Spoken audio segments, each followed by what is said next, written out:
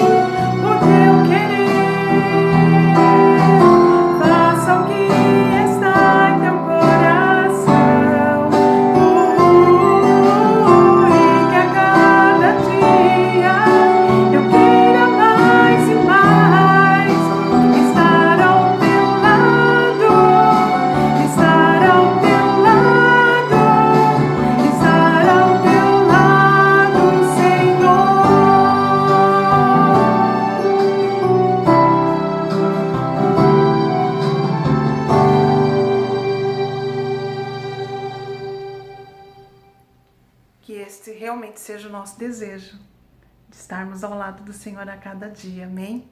Que possamos continuar louvando ao Senhor, que possamos estar colocando os nossos louvores diante da presença de Deus e que Ele receba o nosso louvor, amém? Continue louvando ao Senhor.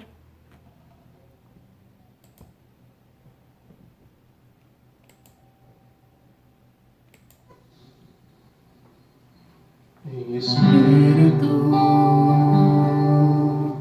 em verdade, te adoramos, te adoramos. Em espírito, em verdade, te adoramos, te adoramos, Rei dos Reis e Senhor, te entregamos nosso viver, Rei dos Reis e Senhor, te entregamos nosso viver, pra te adorar, ó Rei dos Reis. Foi que eu nasci, ó Rei Meu prazer é te louvar, meu prazer é estar nos átrios do Senhor. Meu prazer é viver na casa de Deus, onde flui o amor. Pra te adorar, ó Rei dos Reis, foi que eu nasci, ó Rei Jesus. Meu prazer é te louvar, meu prazer é estar nos átrios do Senhor. Meu prazer é viver na casa de Deus, onde flui o amor,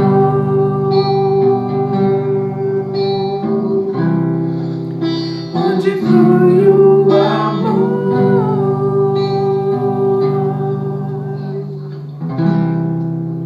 onde flui o amor.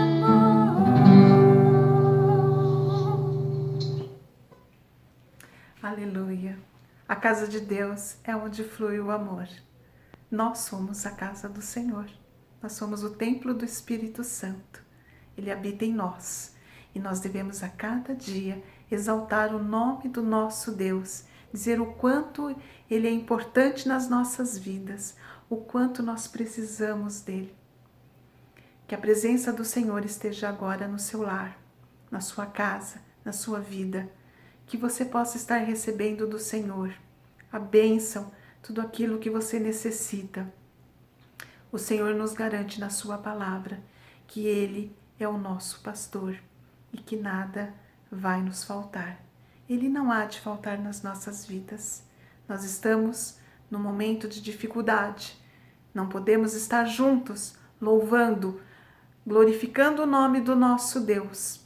Mas o Senhor está conosco e Ele há de nos abençoar, de cuidar, de zelar pelas nossas vidas, da vida dos nossos queridos, daqueles que estão conosco.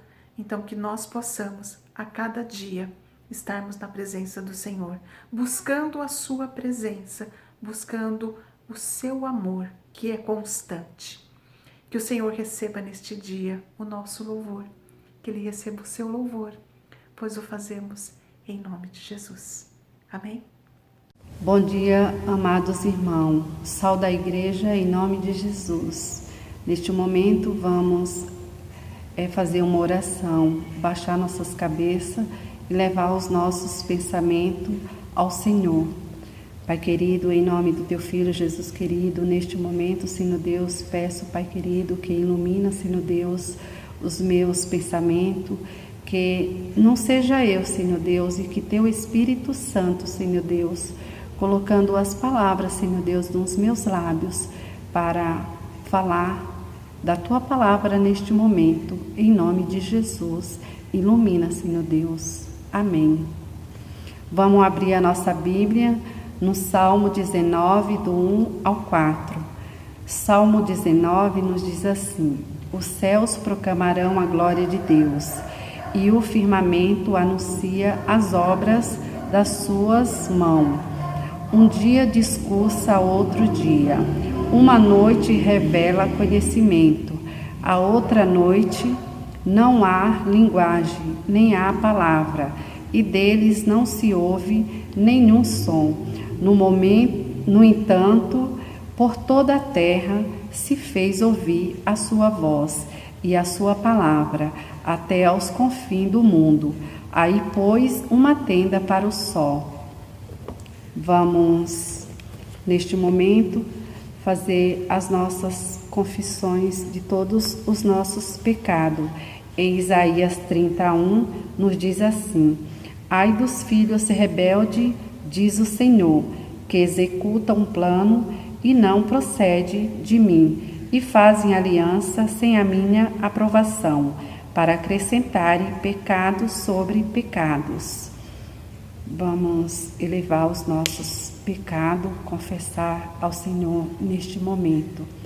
Pai amado, neste momento, Senhor Deus, diante da Tua presença, peço, Senhor Deus, que perdoe, Senhor Deus, o Teu povo, perdoe a Tua nação, Pai querido, pela falta de fé, pela falta de amor, pela falta de entendimento uma com os outros, pela falta, Senhor, de muitas vezes não saber reconhecer que há um Deus que nos ama, que zela pelo Teu povo, Senhor Deus, que jamais, Senhor Deus, um pai vai querer que um filho sofra numa cama. Então, Senhor Deus, que todos possam ver como é grande o Teu amor por nós e que possamos, Senhor Deus, se achegar a Ti por amor, com fé em Ti somente, Senhor Deus. Que essa epidemia, Senhor Deus, não seja motivo da gente, Senhor Deus, se desanimar, nem se achar que somos prisioneiros, nem escravo dessa doença, nem de outra, Senhor, que tenhamos que enfrentar, seja qual for, que primeiramente tenhamos fé e que Te buscamos, Senhor, a cada vez mais e que tenhamos certeza, Pai, no nosso coração, que essa batalha nós vamos vencer, porque somos filhos de um Deus que vive e reina para todo sempre. Amém. Vamos, neste momento, vamos ler em Salmos 20 e fazer uma oração de intercessão. No Salmo 20, do 1 ao 2, o Senhor te responda no dia da tribulação, o nome de Deus de Jacó te eleve em segurança, do seu santuário te envie socorro, e deste Sião te sustenta.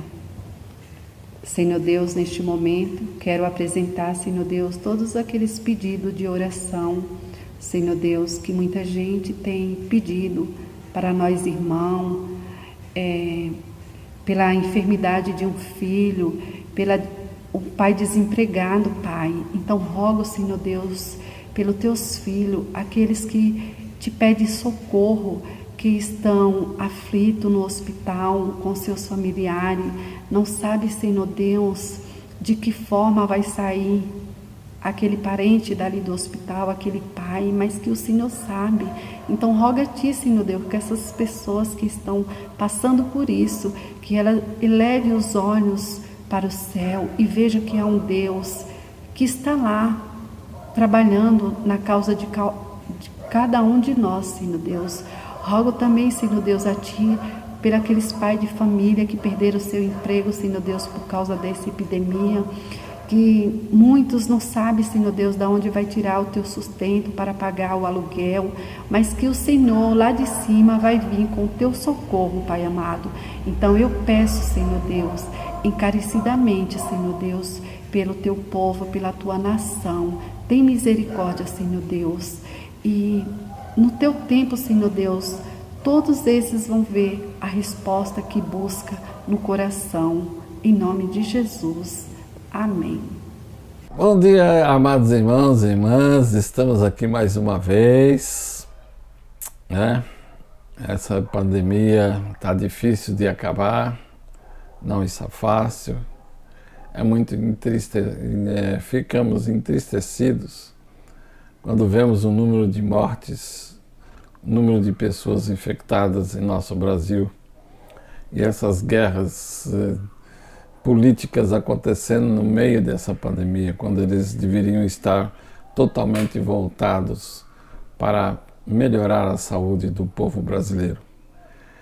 Mas temos confiança em Deus de que tudo isso está sendo feito para que nós possamos cada vez mais aprender a estarmos dependentes de Jesus Cristo, porque Ele é o nosso único mediador, é o nosso único Salvador. Então, devemos colocar as nossas vidas, todo o nosso anseio em Suas mãos e com certeza teremos a vitória. Vitória sempre, como Ele já disse, a vitória é dele. Então, não devemos estar ficando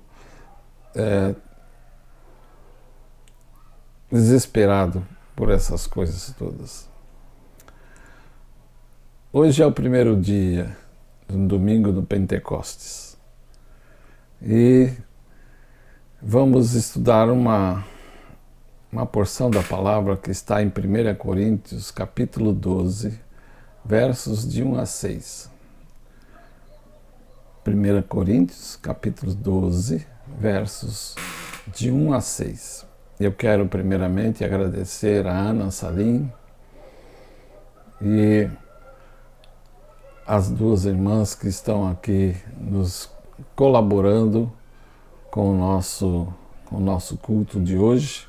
É muito bacana quando nós vemos os nossos membros da nossa igreja também trabalhando, também fazendo seus vídeos, mandando aqui para a Fernanda, para que ela faça a parte editorial e no domingo mandar para todos nós.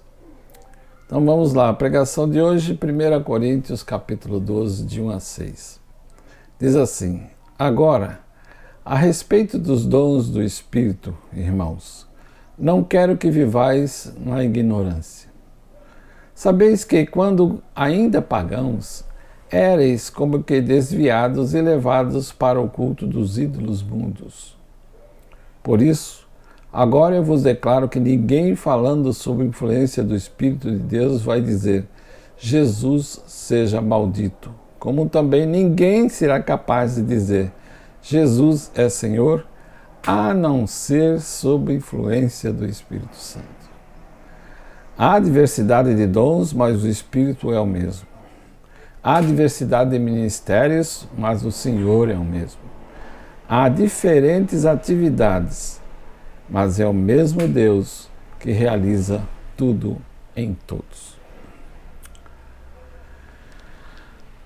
Vamos ver, em primeiro lugar, em que ambiente estava Paulo quando escreveu essa carta de 1 Coríntios. Ele encontra a comunidade cristã de Coríntios não mais uma comunidade exemplar no que diz respeito à vivência do amor e da fraternidade. As divisões, as contendas, as rivalidades perturbavam a comunhão e constituíam um contra-testemunho. As questões à volta dos carismas, dons especiais concedidos pelo Espírito a determinadas pessoas ou grupos para proveito de todos. Os detentores desses dons carismáticos consideravam-se os escolhidos de Deus, apresentavam-se como iluminados e assumiam com frequência atitudes de autoritarismo e de prepotência que não favorecia a fraternidade e a liberdade. Por outro lado, os que não tinham sido dotados desses dons eram desprezados e desclassificados, considerados quase como cristãos de segunda, sem vez e nem voz na comunidade. Paulo não pode ignorar a situação. Na primeira carta aos Coríntios, ele corrige, admoesta, dá conselhos, mostra a incoerência desses comportamentos incompatíveis com o Evangelho. Então Paulo encontra essa comunidade cheia de divergências.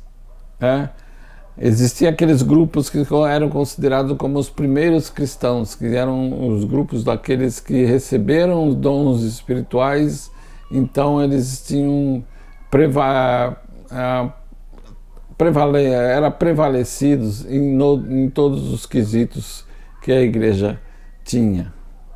E aqueles que não tinham dons, que não satisfaziam a comunidade como um todo, eles eram considerados como cristãos de segundas, sem vez e sem voz na comunidade. Nós vamos ver então o que Paulo fala aos seus, que ele deve ter falando aos seus. Nós vamos ver que, em primeiro lugar, Paulo acha que é preciso saber ajuizar a validade dos dons carismáticos. É preciso ajuizar. O que significa precisar ajuizar? Significa ser árbitro, saber decidir sobre esses dons carismáticos. Segundo Paulo, o verdadeiro carisma é o que leva a confessar que Jesus é o Senhor, pois não pode haver oposição entre Cristo e o Espírito.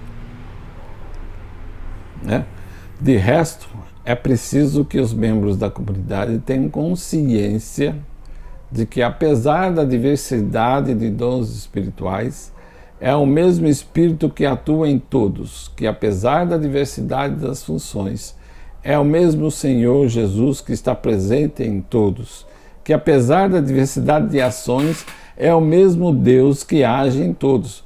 Portanto, não há cristão de primeira e nem cristãos de segunda. Não há.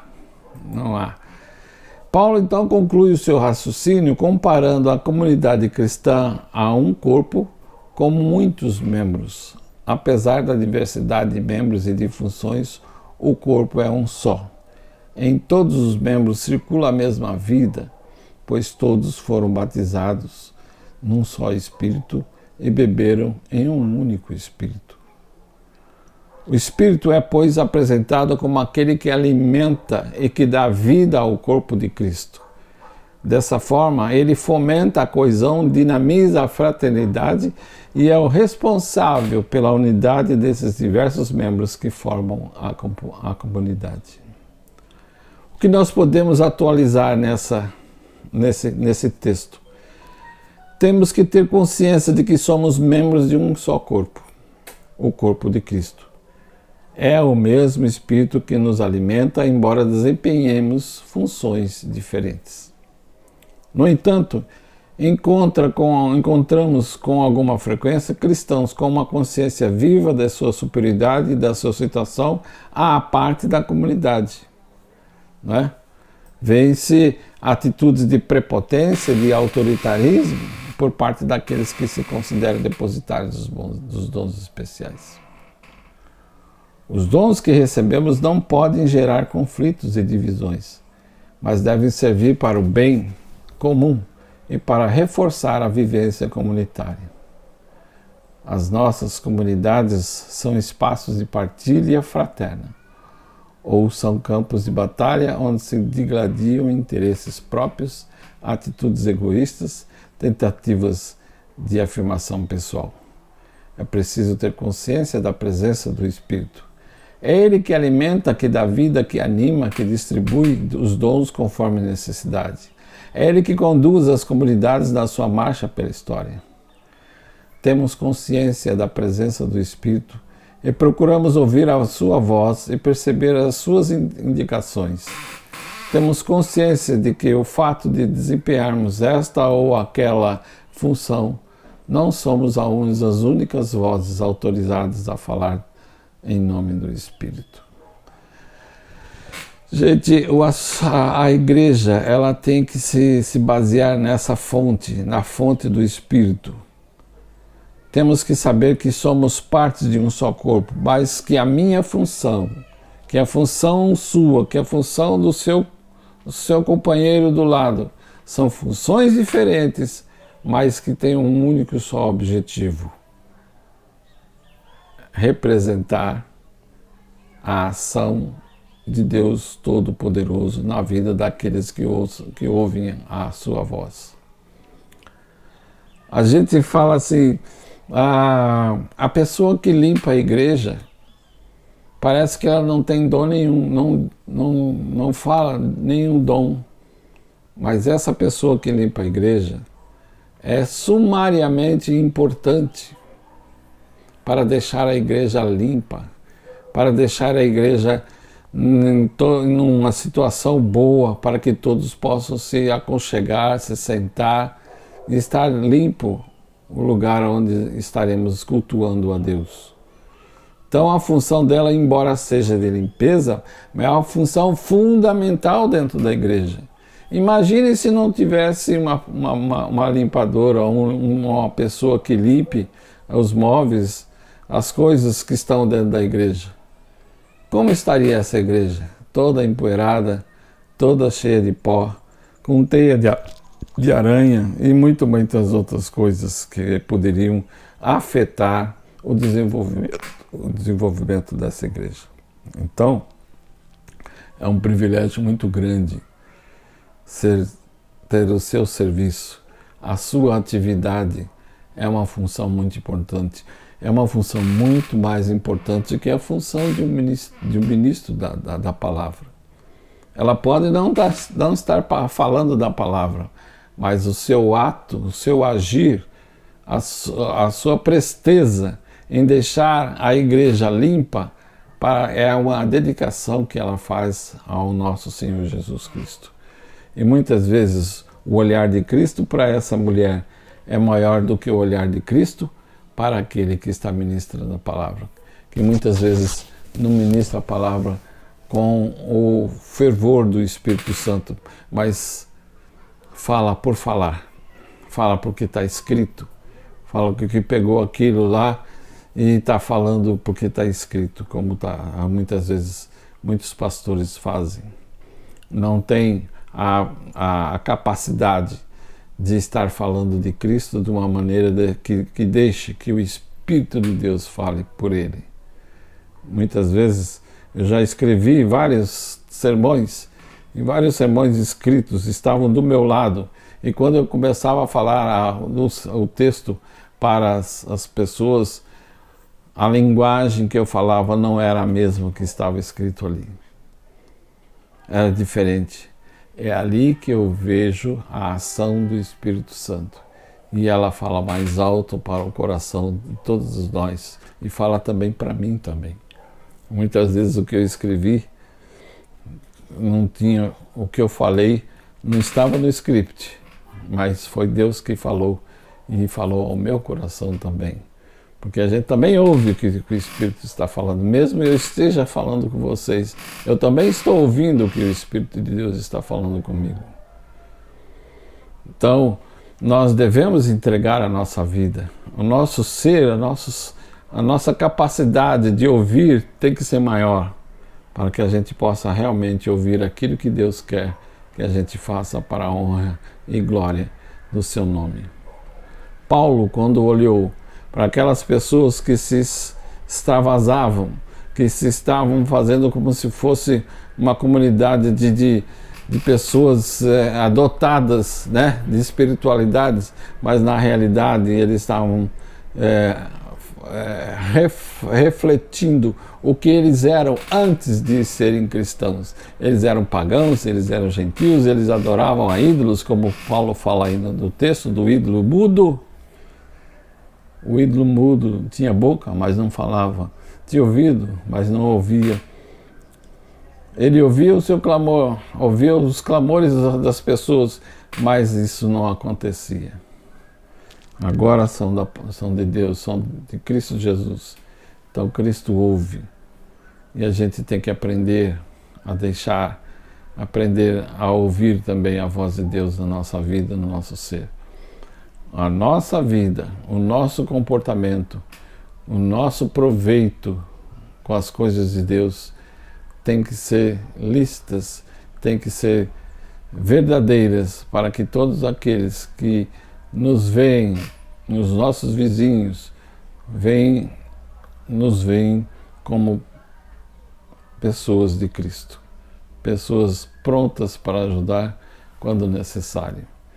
Muito obrigado, Senhor, por esse momento prazeroso de estar falando da sua palavra.